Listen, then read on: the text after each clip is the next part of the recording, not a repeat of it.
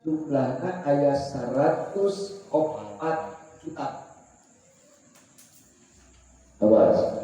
Kitab nu diturunkeun ku Allah ka alam dunia jumlahna aya 104 kitab. Suhufus situna. Pertama kitab Nabi Sis jumlahna 60. Kitab Nabi Sis jumlahna aya 60. Wa suhuf Ibrahim 30. Suhuf Nabi Ibrahim 30. 60 tambah 30 salapan dulu. Wa suhuf Musa qabla Taurat asyaratun. Suhuf Nabi Musa samemeh Taurat 10. Berarti menjadi 100. Seharusnya itu 100. Nabi Musa ditambah kitab Taurat, kemudian kitab Injil, kitab Zabur, sekarang Al-Quran. Jadi 104 kitab. Wa ma'ani kullil kutub majmu'atun fil Quran. Anu 104 kitab keseluruhanna makna maksudna eusikna kabeh kumpul aya dina Al-Qur'anul Karim. Berarti dahsyat Al-Qur'an. Kitab anu 104 lamun urang hayang nyaho sepenuhnya geus ayatna dina kitab Al-Qur'an. Untung urang satu kitab tapi bisa membuka seluruh kitab.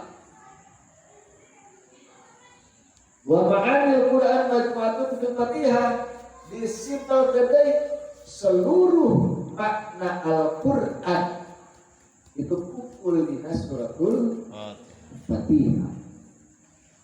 Subhanallah. Di suratul Fatihah. Wa ma'anil Fatihah majmu'atun fil Basmalah.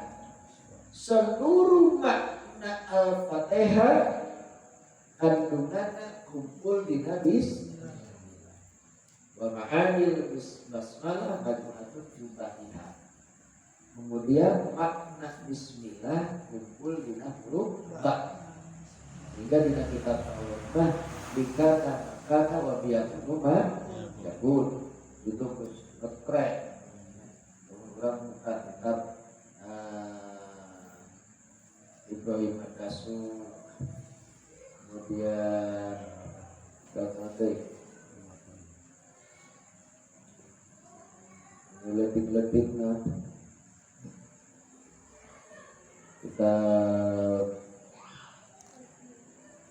lain bijak, lain kifayatul awam, terus Ibrahim Ad-Dasuki, Ibrahim Ad-Dasuki kita tahu.